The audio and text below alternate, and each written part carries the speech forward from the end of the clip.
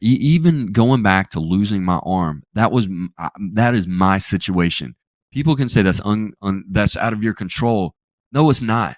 I signed up for the military knowing that I could lose a limb or even possibly get killed. Yeah. I own that. Yeah. I accept that. I lost my arm, and now, when there are situations that aren't necessarily conducive to an amputee, you know what? I own that situation. I figure out how to make it conducive for me. I don't go Exactly. out and so and that's why I call it a blessing in disguise, because there's no pointing the finger at somebody else. Oh, this happened or that happened. No, you freaking own the situation and you Yeah. figure out how to make it yours. Hello, I'm John Brink, and we are podcasting on the Brink from downtown Prince George, British Columbia, Canada. And for all those people that are wondering, where is Prince George? We know Canada, we know British Columbia, we know this big city in British Columbia is Vancouver. Well, we are 500 miles north of Vancouver. And for our European friends that are watching us, probably 800 kilometers, which puts us physically in the center of British Columbia. Big province. East, west, north, south. So Prince George, a city of about 80,000 people, about 120,000 in the region. It is nature's beautiful, beautiful province, beautiful, beautiful area. We have black bears, grizzly bears, caribou, deer, you name it, we have it here. Within 50 miles around us, 100 lakes. So it's a beautiful, beautiful place. Today we have a special guest. His name is Rich Ingram, and Rich has a history. He was a United States Army captain, and he's a keynote speaker, an endurance athlete, and he got hurt in the Army, actually in an improvised explosion device. He got serious injury he lost part of his left arm, and he is an entrepreneur extraordinaire. He retired from the Army. So, Rich, welcome to the show. John, thanks for having me. I appreciate it. So you are in Austin, Texas, and that's the amazing part about podcasting. I'm in Central British Columbia, way up north, and you are all the way down in Texas.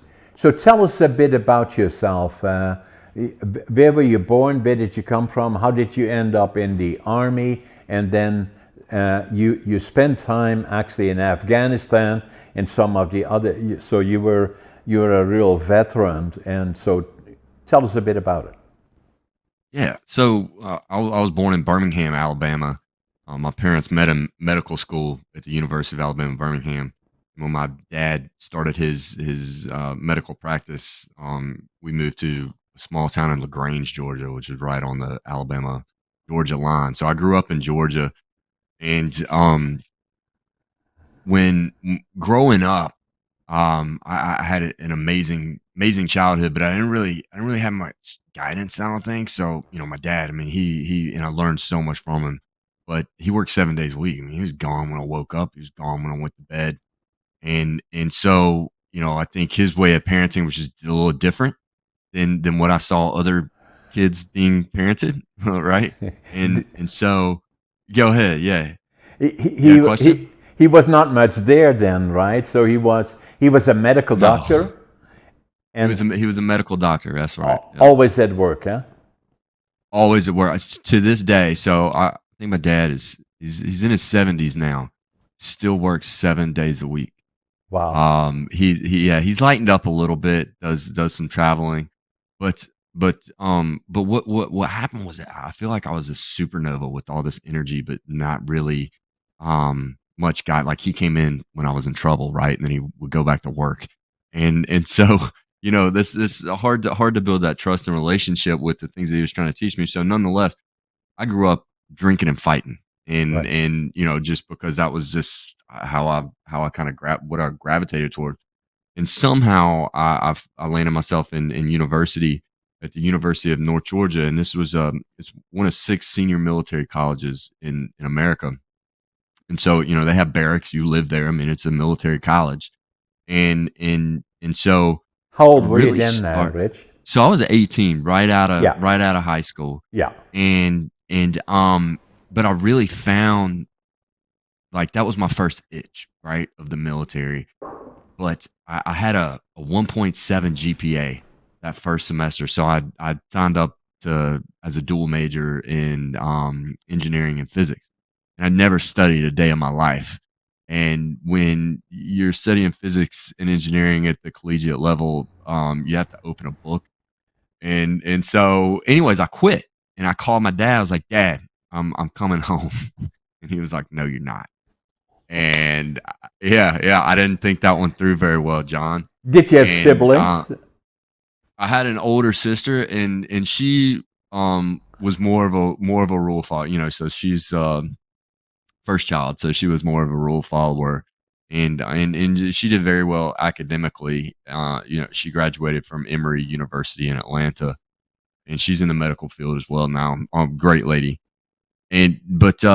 I found myself in a tent living by a creek in the North Georgia mountains, and it was so cold one night. Well, probably nothing like what you're used to up there. But my heater, I bought a little space heater, like a propane heater, in my for my tent, and it froze. It was so cold. Oh, Jesus. And so, yeah, after a few weeks of being homeless and taking baths in a cold creek and in gas station sinks, I was like, I'm not doing this anymore. This is not how I was raised. This is not my destiny. And so, I signed up with the National Guard recruiter to join the military because I wanted, you know, I wanted to finish college, and you could do that in the National Guard. And so that's how I ended up doing that. And so I called my dad. I told him, "Hey, I'm going to basic training in the infantry in March.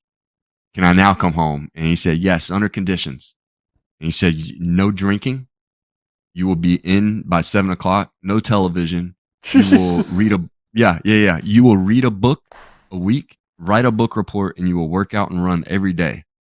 And so he had a weekly, like a calendar, where like a weekly calendar, and I would have to fill out daily like what the plan was. And at the end of every day, I would have to put in what I did, and he would initial it. He would sign off on it. Yeah, this was, but you know what?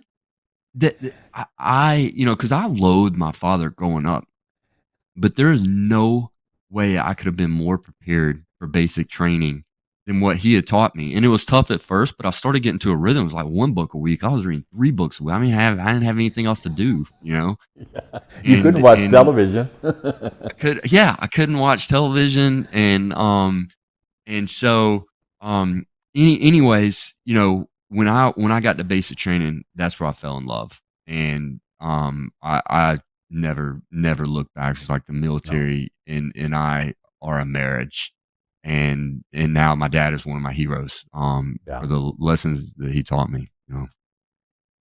So yeah, that's how I ended up in the military. But that first deployment, I went back to college after basic training, and we received orders to deploy to Iraq in 2005 is when we went, right. and so about 3 months in, is when I lost my arm. We were on a reconnaissance patrol, and Yeah, you have to remember, I think I took it so hard initially because I spent my entire life up to that point figuring out what would I do with myself. I had no idea. And so when I got in the military, it's like, man, I found home. I found, my destiny. And I put everything I had into it, and relied on my physical prowess to really spend my life in a combat arms career. exactly. So yeah, when I lost my arm, I mean, it was the world just crumbled because I How, knew how that old that were you wasn't then, gonna Rich? happen. I think I 2000. just turned 22 or Yes, 21. so young, right? Yeah. So I was young, yeah. And Which is, another blessing, right? yeah, Had it happened, it was you lose your you lose your arm in life. It's gonna be tough no matter when you lose it. But no, no, at least at the beginning of life, yeah. there are a lot more opportunities, right? Yeah. and so it ended up being a blessing in disguise, really. So what happened then? Because you stayed in the military, right? Or So they retired me. right. They retired me. So this was pretty much the beginning of the war. So March '03 is when the war kicked off. So this would have been in July '05. And so there were some guys that were going back more in special operations. One of my buddies actually went back.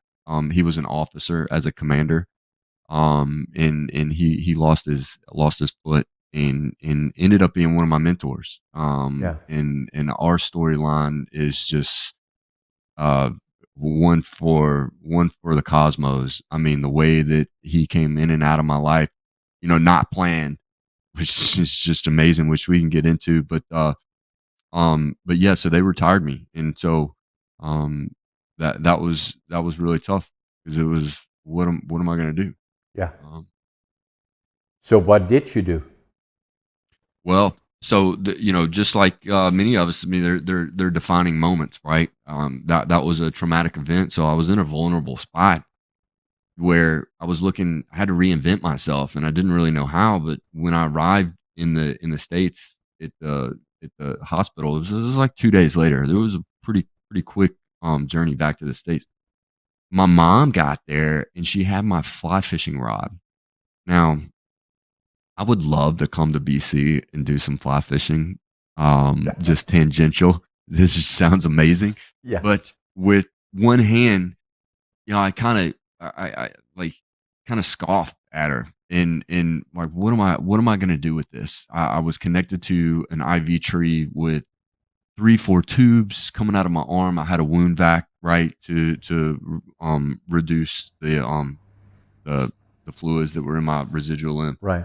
And so my cousin shows up a few days later, and he's like, "Because look," and I want to say fly fishing was just another thing that I kind of identified with, right? Yeah. I used to skip school for days at a time. That's probably why I have 1.7 GPA. And and I'd go fly fishing, Yeah. and so my cousin took me out on the front lawn, and he handed me the rod, and I tried it, and it wasn't long before I broke down in tears as a grown man because Yeah. there was just one other thing I identified with gone, Yeah. and it's I could not find any piece of my prior self. But my cousin, he came over and he put his arm around me and he was like, "We are not leaving until Yeah. you figure this out." And so, I just sat there and I just tried to just channel every bit of anger and emotion that I had to just stay out there and not leave. And I figured out I could strip line using my teeth, right? And I could manipulate the fly line cast with just my 2 fingers. And I wanted to cry again because I was so ecstatic. And my entire view on everything, just in that short period of time from when I lost my arm to, a week and a half later, it changed from what am I going to do now to whatever it takes. I'm Yeah. going to keep moving forward.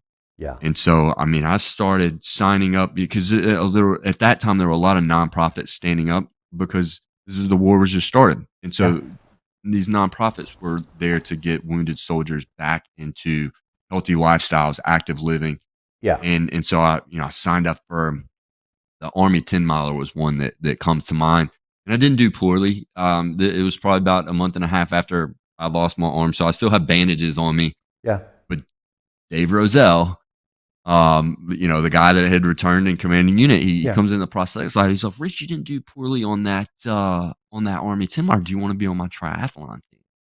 Yeah. And I kind of laughed at him because but whenever I thought athlon, I'm thinking of Bruce Jenner throwing a javelin, Yeah. but I knew tri. I took Latin in fourth grade, so I knew tri was three. And so, anyways, not really knowing what I was getting myself into, I was like, you know what, dude, I'm in. What did I have to lose, right? And there obviously there's a lot of stories in getting good at the sport. But next thing I knew, I put so much into that. I was traveling from Malibu to New York to Chicago, all over the country, doing these races and these triathlons. And at this point, I'm in college and I'm retired from the military, and I'm like, you know what? This is this isn't how my story is going to be written. Right. And so I was doing an internship with a state senator. I took a semester off to intern with him in Atlanta, Georgia. And he asked me, he's like, "What are you going to do?" And I was like, "Well, sir, I have interviews lined up with Merrill Lynch." My degree was now in finance, which, if you want to get good grades, I'm just going to tell you, get a degree in finance because you got a calculator and it does everything. It was so simple. But I told Senator Douglas, I said, "Hey, I really want to go back in the military." And next thing you know, I'm in Washington D.C. with Senator Douglas in front of a gentleman that was on President Bush's staff, and he said, "Rich, submit your packet to commission as an officer. We're going to follow it. If you can meet the standard, there is no reason why you shouldn't be able to get in." And that was kind of my take and my mantra the whole time, and still is to this day. I would like to be an advocate for amputees, but there is a standard, and you have to be able to meet it. And standards should never change. No. Not for exception, they just shouldn't. Yeah. Now policy is a different story, and so that's what we Yeah. did. We changed policy, Yeah. and so I had my entire family in town for my How old were how, graduation. how old were you then? So that would have been in '08. Yeah. '08, so 2025. So this was about 4 Yeah. years, 25, 3 26, years. huh? Yeah. Yeah, 3 years later. Yeah. And you commission as an officer, everybody graduates and they either, depending on how big your class is, they call your name or you cross the stage. But then all of the cadets that are commissioning as officers, they stand up, you take the oath and commission right there. Entire family, extended family in town, everybody. I hadn't gotten a word that I was going to commission, and so I get a phone call, get two phone calls that day, and maybe one of them was a couple days prior, but regardless, get a phone call from a guy, and he says, "Dude, why didn't you tell me that you were doing this? I'm aide de camp to the general that has to sign your final waiver to commission as an officer." It was Dave Rozelle. Yeah. Oh Of my goodness. all people. I get chills every time I tell that Oh, story. amazing. Yeah, and so, and then I get a call at, like, 8 o'clock that night from my sergeant major saying, "Hey, Rich, we have all the paperwork. You got You're it. raising your right hand tomorrow." Yeah. You know, and I went back in as an engineer and, Yeah. deployed 3 more times. Yeah. Unbelievable story, Rich. And so then where did you go from there? You went in again, you got deployed 3 more times. Right. So you became a captain. That's right. That's right. So, my duty station was Fort Bragg. I started off in the 82nd. Airborne Division in Fort Bragg, North Carolina, which I can't remember what the names have all changed now. I don't know I don't follow that, but so that's where I went, and really my entire life, what I wanted to do, I wanted to be in Ranger Battalion. I wanted to be in a direct action unit, either as an operator or soldier, whatever it was, and so I found myself chasing that, and I actually, they sent me because my unit was deploying like a couple weeks after I got there, and I was kind of like a backup lieutenant, but like they had already had enough whatever. So nonetheless, they sent me to pre-ranger school, and I finished second in my class, and I couldn't believe it. Yeah, yeah, and but they still, the regiment, Ranger regiment, just wasn't ready for that. And it took me a while to get over that, even after I got out the second time, because that is really, I like being an officer, but I honestly, John, I would have made a better enlisted guy. Yeah. Um, but just because I like being in the fight, I like being on the ground, Right. really, really in the weeds of things, and um, so anyways, I did all that, and then we're like, it's not going to happen. So I went downrange, as we call it, to Iraq, and ended up taking a platoon right when I got there. Another platoon leader, I guess, was a bonehead and did some dumb stuff and got fired, and so I rolled right in, and so that we were in Ramadi in Fallujah, Iraq. So this would have been in 2009, 2010. Right. And then I did another tour. That was a platoon leader. As a lieutenant, I did another tour. My brigade commander requested me to come over and help out the commander and take over this National Guard unit that was under the brigade. They were a horizontal, so earth moving, and that was my third deployment, and that was probably the deployment where I learned the most. Even though I wasn't in a combat unit, wasn't in a direct leadership role, so to speak. But my brigade commander and his staff just gave me autonomy to fix things however I saw fit. So I learned more about building relationships. So as an engineering unit, I mean, we needed resources, right? Like we had these, bulldozers and scrapers and everything else, but we needed certain kind of resource. So, for example, like a 3-star general was coming in, and we had to build something for him. And I didn't have any concrete, and so fortunately, I identified all of as soon as I got there, who do I need to build relationships with? And so I'd identified certain contractors that did certain things that I saw that, we might need them. And hey, here's what we can do with you. Special forces was there, built a relationship with them. And I mean, we called on each other for relationships. One time I needed incendiary grenades and they needed revetments to be put in place. I was like, hey man, I'll send you a crane and a bucket. You give me, boxes of incendiary and that's how life works, right? Is All that life. relationship piece. Yeah. Exactly. And I managed what I did was I managed 3 different platoons. So I was a program manager. They were project managers. And so um I was deep in them because I knew that they needed help, right? Yeah. And so it really taught me organizational skills. And I developed this little thing I still use today. I call it a daily roll up, daily roll up. And it's in a Word document and nothing fancy, but it has everything that I manage laid out on it. So, whether it's first platoon, second platoon, support, maintenance, all this stuff. And I Right. would fold it up, put it in my breast pocket. I Yeah. never missed a beat. And Yeah. so um that deployment, even though, non-combat related, I probably learned the most. And then my last deployment was in Afghanistan, and I was an advisor to the a battalion, Afghan battalion operations officer, and that was probably my funnest deployment because again, I had complete autonomy and I was blowing a lot of stuff up, John. I Right. was teaching all their guys, explosives, calculations, setting line charges, and then the cool part about it was we were on this 3-week op, and we had to build a road and set up security checkpoints to block the Taliban from coming north. And this is in Kandahar province, from coming north from the desert into these villages because what they were doing was people would willingly join. You either work for the government or you work for the Taliban. Like that was it. There's not industry there, No. right? So they would come in and say, "Hey, look, you come work for us. Here's the amount of money you're gonna get." Blah blah blah, blah. And people would willingly go. So we were trying to block that.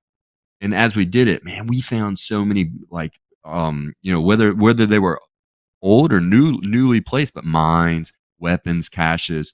And so, if you want to call explosive ordnance to come out there and clear that stuff, you're waiting all day. And so Yeah. I was just like, dude, give me some C4. I'll do it. So I'm a captain and I'm Yeah. setting these shots. It was the funnest time I ever had. Oh my And God. yeah, and so but that was my last deployment, which I was sent home to go to captain's career course to be in command, to be a commander. And I got into this was like right at Christmas time. So everybody was going home and then you report back in January. And I went hunting down in Fort Benning, Georgia, which is close to my home. What And year is in this? So this is 2012. Okay. Yeah, 2012. Yeah. So around Christmas time, 2012, my buddy and I are hunting, and then we decide we're gonna go to this bar, and then we'll go back out to the hunting site. And I got into a really bad bar fight, and it was my fault. A guy was talking trash, and so nonetheless, I was arrested, and the cops were being so cool. The cops were being so cool, and I was like, no, I'm going back in that bar. I end up headbutting a cop. Uh Oh my and God. I was fighting with like 5 of them. They were just like just and I remember because I guess I was just so hammered drunk. These guys were like, "Man, what this dude has like superhuman strength." Threw me in the back of the cop car, but I had my prosthetic on. They didn't know how to handcuff me, and I busted out a window. Nonetheless, I did some self-service. I was fortunate. I was not, obviously I was charged then, but everything got dropped. I went and I talked to the police, and I apologized, and my command, my command was very. I mean, obviously they don't condone that kind of behavior, but they were okay with everything. As far as like, hey, look, this guy has some deployments, and Did you fight? Did you visit the other guy in the hospital? The guy that nobody went to the lost? hospital. Oh, No, he didn't go to the hospital. Yeah, yeah, yeah. No, I'm just joking. I said the other yeah. guy that you hit. No, I'm he just was be- talking. You know what though? I wouldn't have anyways. He was talking garbage about soldiers, and so I oh my honestly, in God, hindsight, he probably deserved to get his head slammed into the table. But nonetheless, I'm just joking. uh, yeah, yeah. So, but I did not. I didn't get court martialed or anything like that. But I think I did. I did some soul searching, Yeah, and I think um, one thing that's still tough on me today is that I always wanted to be a direct action guy. I wanted to be in Ranger Battalion, right, and I knew that that wasn't happening. Things weren't panning out, and right. I was picking up old behaviors. Right? I mean, that Yeah, was the kind of behavior I had as a teenager, and now I'm yeah, 30. yeah, yeah. And and so, and I had another injury. I tore my hamstring, so I was still doing well. Because look, John, I'm gonna tell you, when you're a leader, it doesn't matter what kind of injuries you have. Your guys are gonna look to you to be trying your damnedest to be out Exactly. front. Yeah, And that's what I did. But it was just getting injured more and more, and I just said, you know what, like I need to start a new chapter. yeah, And so that's what I did. I was medically retired a second time yeah. after that. So again, not how things should have gone down or how I would want them to go down. Kind of like one of those old movies, war veteran comes home and gets into a fight. And I was fortunate that I relatively didn't get in any trouble. Now you're in your early 30s, and you say, "What am I going to do now?" And what did you do? Because you became a speaker, and you became an entrepreneur. You done some writing. So Yeah. because So you got an amazing story, Rich. well, thank you. I think transition from the military is tough for anyone, regardless of whether you lost a limb or just spent 20 years in there. I mean, because this Yeah, is a lifestyle. It's not a and it's so similar to entrepreneurship, right? You wake up as a leader. You have to be at work at 6 o'clock in the morning to have your command meetings. PT is going to start at Reveille is going to be at 6:30 or whatever, and you're going to start PT shortly thereafter, and then you have to come back and work from 9 until, yeah, and that's until the job is done, right? exactly. I mean, and Yeah, that's every day, and so um you're living breathing military, and so when you get out it's just like, man, you're and that's kind of when I got back from Afghanistan. I was in fifth gear. I was 100 miles an hour, yeah, and you come back and it's like, whoa, everybody put on the brakes, like we're in a training environment now. And exactly. I was fortunate enough to go through a headhunter with that specifically recruited junior military officers, and so Okay, I ended up in a Fortune 500 company. Kinder Morgan is the name. So they're in the oil and gas I've space, heard about headquartered it. out of Yeah, Houston, Texas. Yeah, yeah, and big company. again, I may need to change my message to something being religious. I don't. I could not have been more proud of that selection, the partnership that we developed or that I developed with them. They're amazing. They're pro military, and for a reason, right? Like the oil and gas space has had a history of like, you got to start at the bottom and be a roughneck to go through what we've been through before you can lead us. And that's not, I mean, you have a lawyer that's leading Delta Airlines. That's not accurate. And so No, Kinder Morgan had a different stance on it, and it was the fifth gear that I needed. The first job that I had with them, they brought me in. They said, hey, look, we need you to overhaul this department that was within a certain geographical footprint. And I said, okay. everyone, most of them had been there 20 plus years. Maybe the closest one in age to me was like 15 years older than me. So I mean, it was an uphill battle. But I tell you, when you talk about a leadership challenge, because they don't want to listen to you, they don't want to listen to some young guy coming in that has no clue No. anything oil and gas. What do you You know? know, Yeah. and so I did what I always do. You know, I started by you call them one-on-ones, maybe developmental. I just call them counseling. So I did initial counseling with Yeah. everybody just to get to know them and Yeah. everything. And I mean, some people are just blunt. We don't want you here. Yeah. One guy, because I had him fill something out. One guy put because they were calling some other guy the manager, and whatever. I don't care what you call you call each other what you want. And he said he's assistant to the manager, and I looked at him. He was like, "Yeah, that's Dale." You know, like who was the other guy that had been there 40 years, and I Yeah. was like, okay. And I tell you, I had them bought in. I mean, it took a while, and it's like putting a lighter to a rubber band, right? Like you have to be very careful on how you're going to make changes so people don't Yeah. quit. And so learned a lot there, and then from there within Kinder Morgan, I moved to some other similar scenarios, right? Like, hey, go fix the maintenance of these plants. We need it to not be antiquated, and then, but during that time, I met my wife at a gay pride parade in New Orleans, Louisiana, where I was living. So that's irony for you. Yeah. But we're I don't know if you call us progressive or whatever. I believe anybody can do whatever they want. I don't care, but it was a fun time, and so I got engaged to her, and she was like, "Look, you're working, 6 days, sometimes 7 days a week." I turned to my father, right? Yeah. Um, I and was I was and gonna say, yeah. but you know what? The way that I look at that is it's called service, right? Yeah. People were relying on me to do a job. My subordinates were relying on me to show up for them to do a job. When they showed up to work, they had expectations of what would already be done, Yeah. what the plan would be, and that was my job. Yeah. And but I agreed with my wife, and they're like, okay, if you're in an income, if you're in a sales job or whatever it is where you're generating your own income and you're working this much, like, oh my gosh, your income is going to exponentially increase. And so she was a State Farm agent at the time and still is. And so I decided, hey, I'm going to go open up my own insurance agency. And so I did that, and then it was very profitable, and it was great because Louisiana has the highest premiums in the country. So but it was I soon realized that I would rather cut my right arm off than sell insurance. Right. You're coming from blowing stuff up and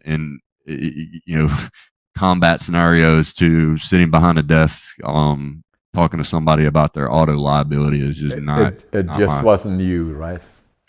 wasn't me. And Yeah. and so but during the I'll tell you what really sparked a flame, because after I lost my arm, I was getting asked to speak. And I mean, I spoke at some political conventions, and being a young guy, I didn't really know how to read between those lines. Like, yeah, I'll come talk, and was put in front of some big stages. But I finally said, I don't want this anymore. All I want is to go back in the military. And now this next time, as I'm now owning my own business, running my own business, I started getting more requests. And I had a couple people saying, like, dude, when are you gonna write your book? All this stuff. And I'm like, man, I don't know. What really sparked the flame for me was my daughter. She called the couch my bed. And I was like, man, because I used to be very, very fit. I mean, I think in college I was on this team called Ranger Challenge. And so with one arm I held the record uh, for a short period of time of like 134 push-ups in 2 minutes. And I had a very good marathon time and all this stuff. But once I got out the second time, I kind of, I had a couple injuries, and so I just put everything I had into work. And when my daughter called the couch my bed, that was like, hey, this is the image that I am portraying to her Yeah. that her father is. Yeah. And it was like, that stops right now. Yeah. and I immediately started running again. And it Yeah. wasn't long, and I hadn't ran in a couple years, but started running. I signed up for an ultra marathon, a 50 kilometer race, and then as far as my running career, the rest is history. But what that did was it told me to start listening Yeah. to to the environment and having some situational awareness of what is my heart telling me that I need to do. People Exactly. were asking me to come talk, to Yeah. come motivate them. I was a motivator in the military. You know, let's do this, man. So I packaged up that business, put a bow on it, and I hired a speaking coach and started doing work with them on crafting a speech and how to perform it well.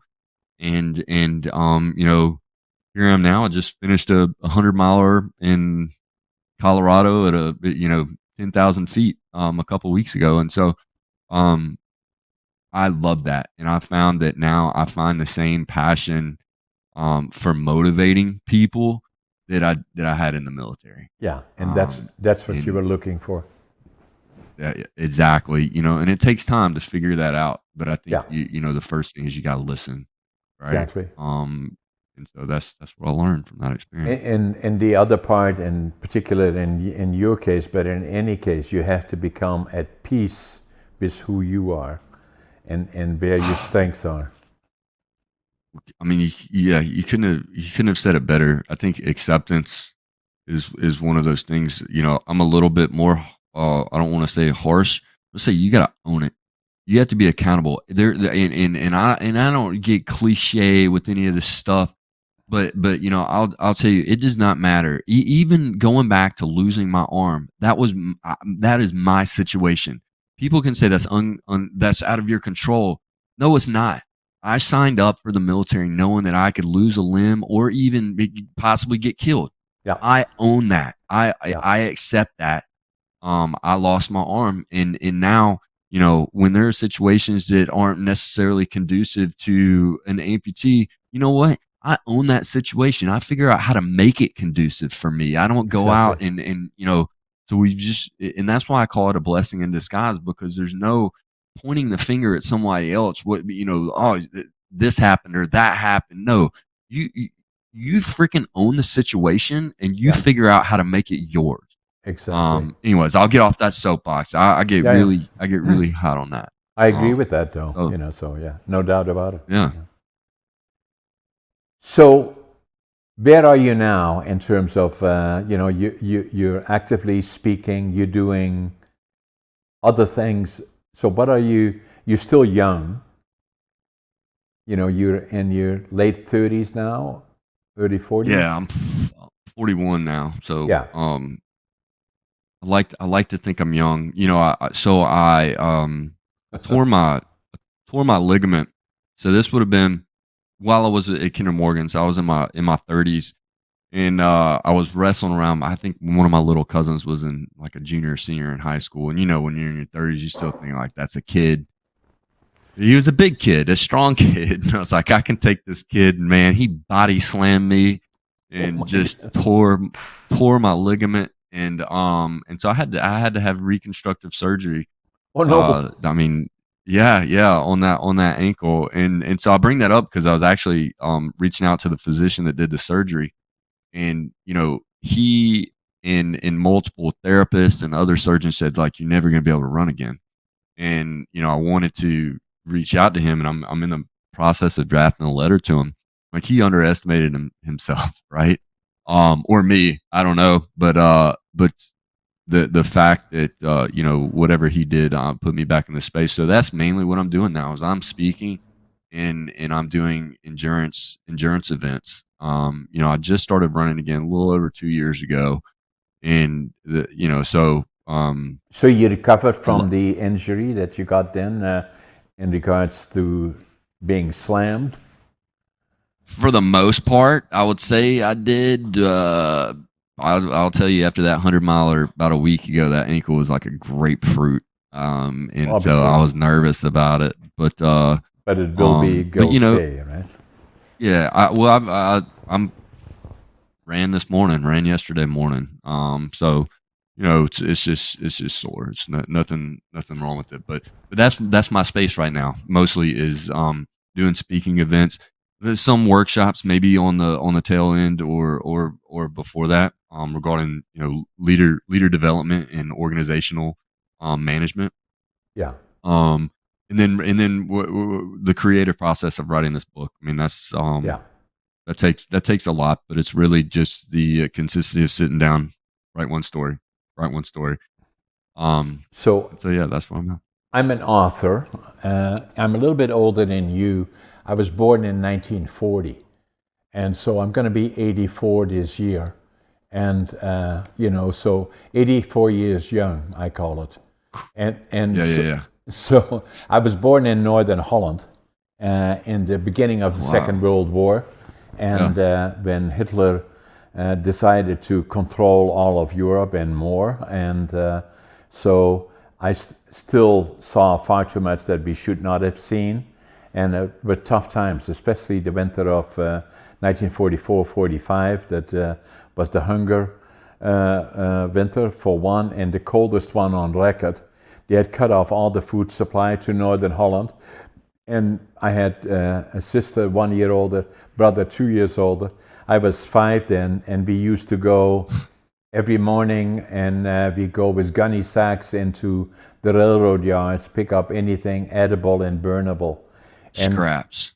yeah, anything. And so my dad had been called into the Dutch army in April of 1940, and the last time they saw him was in Rotterdam, just before it got bombed, by the Germans, and thousands of people died, and they didn't know if he lived or died for about 5 years.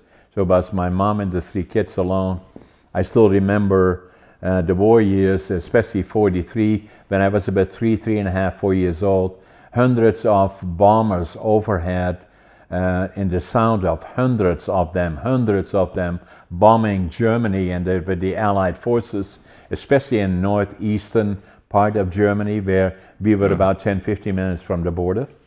And we would go at night. She would take us outside on a flat roof, because not to kind of look at it, but in the distance you could see the cities burning, and that they had bombed. But she felt safer outside than inside.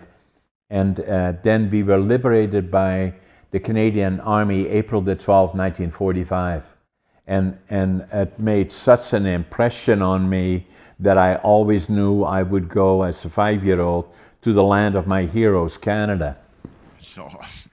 And Such a then, great. yeah, and I was going to go when I was 17, but then I was drafted into the Dutch Air Force, and for 2 years, and drafted into Special Forces, actually. So I know the life of the military. Yeah. I still, even now, I still work. Every day I get up at 5:30 in the mornings. I always make my bed, and I always think I'm late. And so so find I was not a success story academically. I failed grade 3, and I failed grade 7 3 times. So they said, "What are we going to do with this guy?" And they said, "Well, maybe send him to the mentally challenged school." My parents said, "No, we're not going to do that. So we'll teach him a trade." Now, my dad had worked in the forest industry and the lumber, and my grandfather was a master carpenter. And so they said, "Well, send him to a furniture factory and make him a furniture maker." So that's what they did. At 13, I was in a furniture factory, and I became a furniture maker, and in the evenings I was going to the college to become a furniture maker. And then when I was 23, kids are hard on each other, right? So when I was in grade 7, I had a lot of friends, but I want to become a laborer. I'm proud of that today, but the kids want to colleges, universities, and I became a laborer. But I always felt good about things. I was always an optimist, but I always was uncertain about me. Why am I so different than the others? So I decided to leave for Canada, and the dream was to build a lumber mill. And so I wanted to start with nothing. So I left Holland with a suitcase, 3 books, 2 sets of clothes, a little bit of money, and then took the plane to Montreal, crossed Canada by train, 4 days, 5 nights, came to Vancouver, went to the immigration office and couldn't speak the language, didn't know a soul, didn't have a job. Fortunately, there was a German fellow. I could speak some German. And I told him what I wanted to do. I wanted to build a lumber mill. He said, go to Prince George, 500 miles north of Vancouver. That's where all the timber is. That's where the opportunities are. So I did. I got in the Greyhound bus. You can still see it here, in the distance here, about 3 blocks away. And I arrived there at the Greyhound station after 12 hours in the bus. And I came off the bus and I had my suitcase, 3 books, 2 sets of clothes, and I counted my money at least 3 times. I had exactly $25.47. But what I had lots of is attitude. No matter how tough things are, I always know tomorrow is going to be a better day. Passion. Whatever I do, I give it 125%. And work ethic, and I work harder than anybody. As I said, I get, even now, up at 5:30 in the morning and always make my bed and always think I'm late. And so attitude, passion, work ethic has always been my foundation. And then I built my mill and a lot of other companies, but it's not about that. But became very active and did a lot of stuff. And then a lot of people said to me, oh, you nearly, I went off for a second there. So, and they said to me, you should write a book about it. And so writing books, as you know, it's not easy. So I wrote a book against all odds. It took me 80 years to live it, 20 years to think about it, 2 years to write it. So that's the first book that I wrote, and so quite popular actually. But it's not about how successful John was. The other way, falling, standing up, falling down, and then standing up, and staying the course, never give up. So the other thing that happened to me that was unique, Rich, is that one day, after I was already here for 32 years, in 1997, I was already successful. I had all these companies, but I didn't feel good about myself. I still couldn't quite understand why did I have so many challenges in schools and all of those kind of things. And then what happened, I walked into a store here in Prince George in January of 1997, and I picked up a book. I still don't know why I picked it up. And the title of the book was Driven to Distraction. And the book was written by Dr. Edward Hollowell, medical doctor. And the book was about ADHD. And I said, oh my God, that's me. And so what I did, I wrote, and this is the actual book here that I picked up. I wrote in the book then, January 1997, now in Dutch, because I was ashamed of it. Now I finally know who I am. And so obviously I think about that differently now, after I want to Google and kind of figure it out, ADHD, what is it all about, blah, blah, blah. And then it took me 5 years before I would go to my doc. That was a personal friend, had delivered our 2 daughters. And I walked into his office and he said, hey, John, why are you here? I said, I got ADHD, I think. And he said, but check it out. Yeah, I do. I then became more knowledgeable about it, and the more I found out about it is that I call it a superpower. So I then decided to write a book about it, ADHD Unlocked. So ADHD is written by the mind of ADHD. You can start it anywhere. In the middle, go one direction or the other direction. It's all very, very interesting. Now, what I will do is I will sign these books that I showed you for you, and I will send them to you. So the other book that I did is I did one. I find so many people now. I was watching a U.S. television station. I forget now which one, but and they said that 75% of the people in the United States, and I believe Canada is the same, don't like their job. And at least 70% of those 75 are looking for another job. And then the other thing that I do, what you do, I'm an in-demand speaker. I do a lot of keynotes. I speak to a lot of young people about different topics, but also about what I find a lot of times when I tell them my story is I say, what are you going to do after school? And they say, I don't know. I said, respectfully, I think it is important to start kind of checking what direction do you want to go, because that makes life much easier if you find something that you will like, because for many, many years hereafter, hopefully 40, 50, whatever it may be, you will be doing a job that you chose likely when you were young.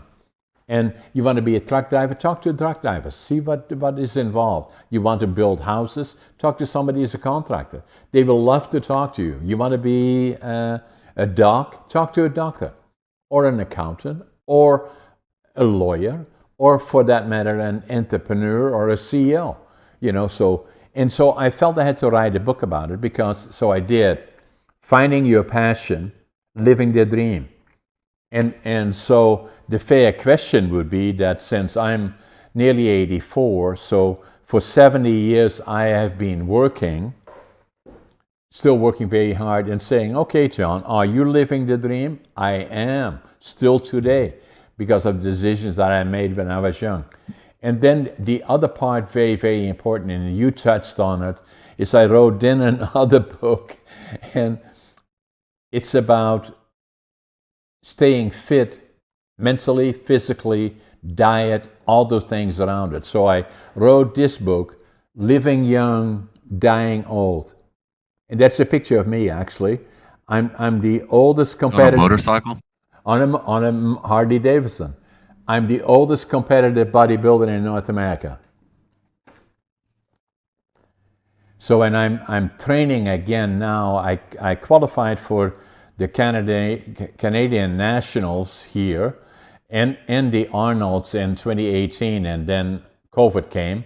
And so now I'm training again for competing in the Arnolds in 2025, and I'm 85 years old. So, and that's what I do. And so the story as is yours as well as mine, so that it took me a long time to, when I found that particular book, Driven to Distraction, by Dr. Halliwell, who is ADHD, has written 18 books, 5 of them on distraction, and also he's dyslexic. I'm ADHD and dyslexic.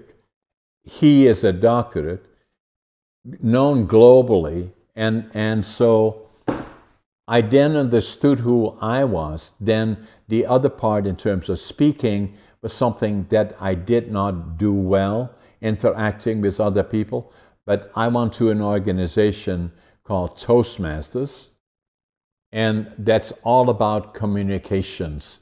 There are probably 450,000 people in North America, Canada, United States. As we speak, there are members of Toastmaster clubs that deal with communication skills, becoming good listeners, becoming better communicators, speakers, and thinking on your feet, or coordinated responses and interaction on your feet, and all those things that are important. So I did that. I stayed there for 10 years, came to the highest level, is a distinguished Toastmaster, which unlocked my self-consciousness and gave me the confidence that I'm just as good as all the others, not better than, but just as good. But then I had the benefit of ADHD, which gave me what I call the superpower. And a lot of people say to me, there you got 10 companies that you're running, you are writing books, I'm working on 2 other books, and then you're a speaker, and then you're a podcaster. How do you do all this stuff? I say ADHD, that's how I do it. That's So, awesome. so it gives you just a little bit of background, and if I listen to you in the military, so that at 17 and 18, when I went into the Air Force, it had an effect on my life in a positive sense. We were not at war, close to it at the point that it was the time that Indonesia and the Dutch Guinea were having difficulty, and we were going there. Fortunately, we didn't, but I still feel that I still have habits that I developed during the time that I was in the military. So, and I look to it as a very important part of my life, just at the time when you're 18, that you think you know everything, and then they put you in a room, another 40 another 40 guys, 2-story beds that think they know everything as well. So, and then get up every morning, as you already said, at 5:30, and all the routines. And it still is part of my life today in that sense. Yeah, I mean, that's an amazing story. I can't believe my grandmother she German 100%. Off my granddad brought her home after World War II, and so straight off the boat. I mean, until the day she died, I don't think she could pronounce my sister's name correctly. Yeah, yeah, I yeah, love it. but yeah, man, I wrote down these books. I want to read Against All Odds. That sounds amazing. I mean, all of them really. I love to read. I think that everybody should. We're Um, going to send all 4 of them to you, and well, thank you. Scott will make sure he has your address, and Okay, then cool. I'll sign them for you and then send them to you. And then once you finish yours, you make sure you send me a copy of yours as well. And then the other part, Rich, we stay in touch together. As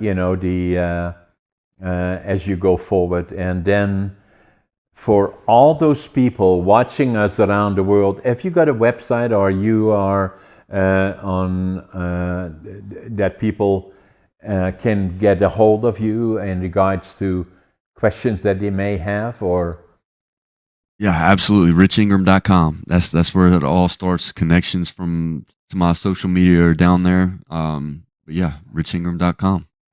so, and then the other part, that the interesting part about podcasting is, and so there you are in Austin, Texas, and I'm in Prince George, British Columbia, in North America. You're in the southern part, we are in the northern part, and there we are sharing our life stories together.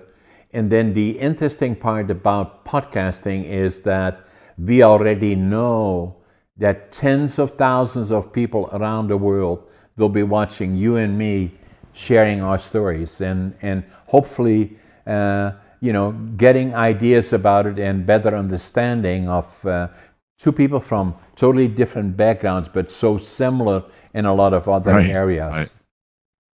And all those Yeah, people it's amazing. yeah, and all those people watching us, subscribe to our podcast. That gives us the encouragement that what we are doing is right. We want to see more of this. Like it, share it with others, and comments on it.